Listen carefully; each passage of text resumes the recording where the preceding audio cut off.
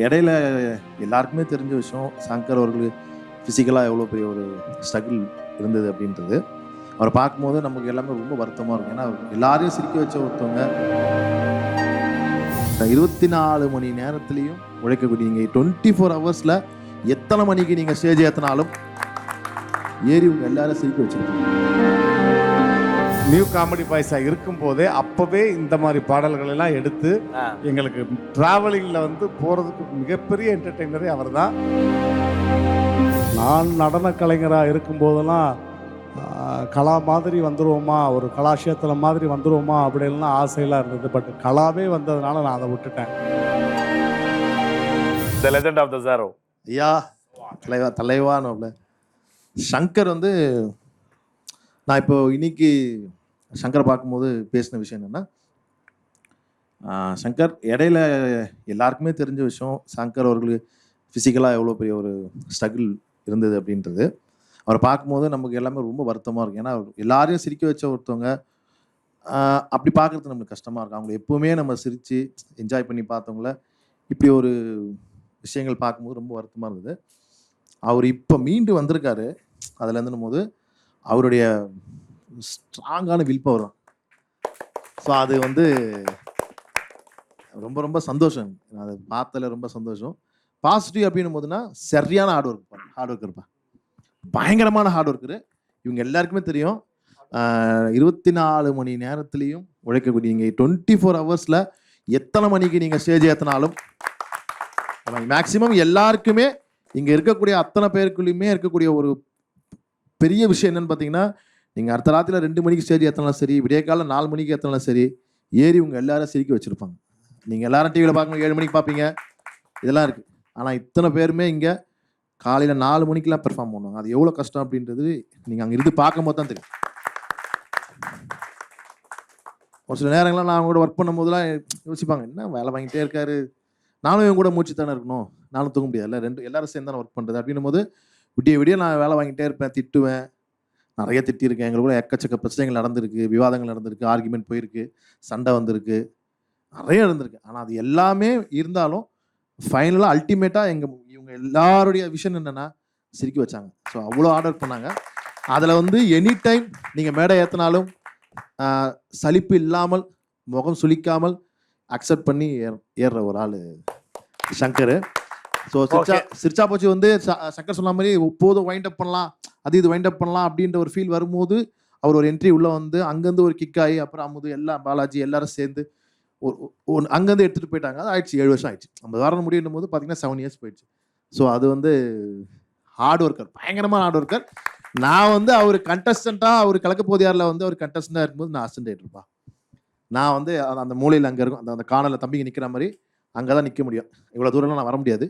So அந்த last அங்கே நிற்க முடியும். சங்கர் பெர்ஃபார்ம் பண்ணும்போது நான் மேடையிலேருந்து கீழே இருந்து நான் பார்த்து ரசித்து இருந்த ஒரு கலைஞன். அவரை நான் டைரக்ட் பண்ணுறேன், ரொம்ப சந்தோஷம். அது பெருமை. சஜஷன்ஸ் இல்லை ஏதாவது சஜஷனா மாற்றிக்கலாம், ஏதாவது மிமிக்ரி பண்ணுறது அந்த மாதிரி தான். இல்லை சங்கர் சார் வந்து அவரை நான் ரொம்ப கிட்ட எதிர்பார்க்குற விஷயம் என்னன்னா, அவர் வந்து ஒரு என்டர்டெய்னரா அப்படின்றது எல்லாருக்குமே தெரியும். நான் வந்து அவர்கிட்ட பயங்கரமான ஒரு கேரக்டர் ஆர்டிஸ்ட் இருக்காங்க, எமோஷனலாக அவர் இருக்கு, அவருக்கு நிறைய எமோஷன்ஸ் இருக்குது சங்கர்கிட்ட. அதை நான் எதிர்பார்க்குறேன் அடுத்த திரைப்படங்களில் வந்து. அதான் உங்ககிட்ட எமோஷன்ஸா நீங்கள் ஒரு ஆக்டர் சங்கர். ஆமாம், நீங்கள் ஒரு ஆக்டர், என்டர்டெய்னர் ப்ளஸ் ஆக்டர், அந்த மாதிரி ஆக்டராக இருக்காங்க. 2.0 வெயிட் பண்றோம் நாங்க எல்லாருமே. அடுத்து சூப்பர் இந்த பாடல் வந்து தொலைக்காட்சிக்கு வந்ததுக்கு அப்புறம் அவர் பண்ணிருக்காரு நீங்க நினைக்கிறீங்கல்ல? அப்ப வந்து அவர் சொல்லட்டும். நாங்க நியூ காமெடி பாய்ஸா இருக்கும் போதே அப்பவே இந்த மாதிரி பாடல்கள் எல்லாம் எடுத்து எங்களுக்கு டிராவலிங்ல வந்து போறதுக்கு மிகப்பெரிய என்டர்டெய்னரே அவர் தான். அப்பவே அந்த பாட்டை பாடினவர். அந்த பாட்டு தான் திரும்ப இதுல வந்து கொண்டாந்து. ரோபானா நீங்க ஆரம்பிங்க, நீங்க தான் எதுவா இருந்தாலும் ஒரு பிள்ளையார் சொல்லி போடுவீங்க. இந்த மாதிரியான ஒரு கலைத்தாயின் கலைமகளை நான் பார்ப்பதற்கு நான் மிகவும் கொடுத்து வச்சவன்.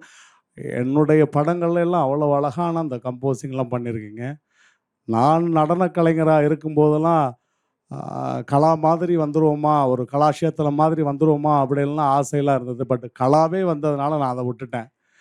அதனால் அவர் எவ்வளவு பெரிய ஜாம்பவான் அதனால கமல் சார். என்னுடைய இந்த மாதிரி மனமார்ந்த தான் வாழ்த்துக்கள். இந்த 40 வருஷம் கிடையாது, நிஜமான உண்மை. இதை விட பெரிய விஷயம் வேற என்ன இருக்கு? உங்களை பாராட்டுவதற்கான வாய்ப்பை எனக்கு இறைவன் கொடுத்திருக்கிறான். 40 ஆண்டு காலங்கள் இல்ல, இன்னும் 75வது ஆண்டுகளிலும் நான் தலைமை தாங்கி உங்களுக்கு விழா எடுக்க வேண்டும். என்னுடைய மனமார்ந்த வாழ்த்துக்கள். நாளை நமதே. The legend of the Zero. ஐயா தலைவா தலைவான்னு சங்கர் வந்து நான் இப்போ இன்னைக்கு சங்கரை பார்க்கும்போது பேசின விஷயம் என்னன்னா,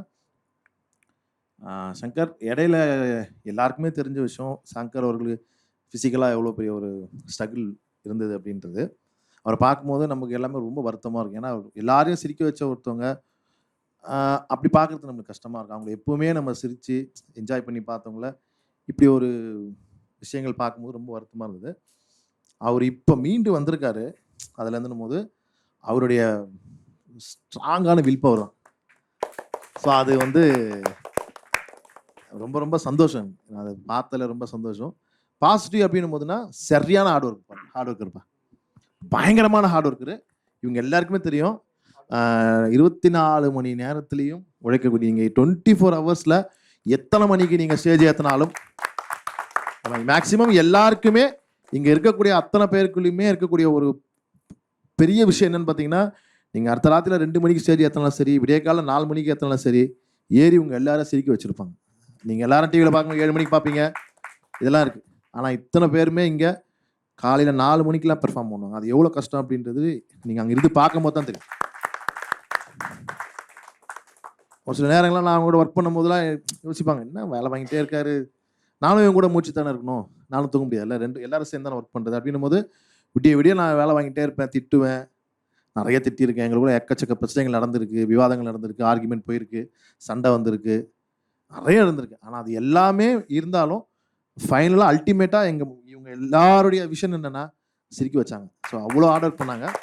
அதில் வந்து எனி டைம் நீங்கள் மேடை ஏற்றினாலும் சலிப்பு இல்லாமல், முகம் சுளிக்காமல் அக்செப்ட் பண்ணி ஏறுற ஒரு ஆள் சங்கர்.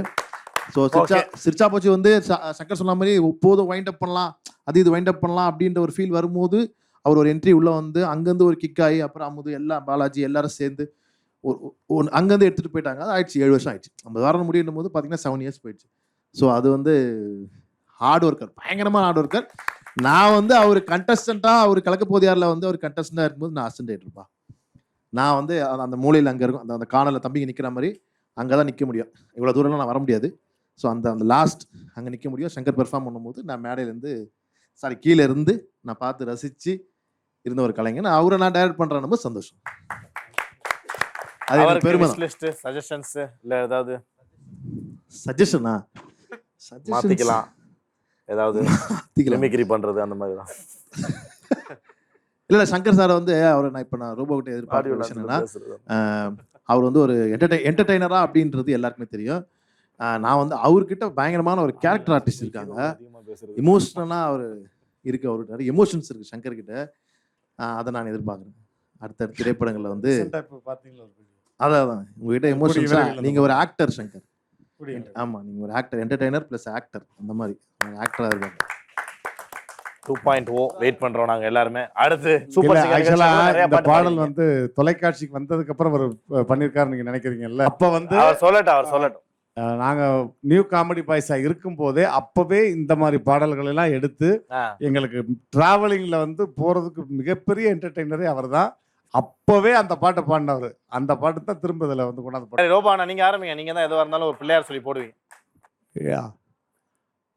இந்த மாதிரியான ஒரு கலைத்தாயின் கலைமகளை நான் பார்ப்பதற்கு நான் மிகவும் கொடுத்து வச்சவன். என்னுடைய படங்கள்ல எல்லாம் அவ்வளோ அழகான அந்த கம்போசிங்லாம் பண்ணியிருக்கீங்க.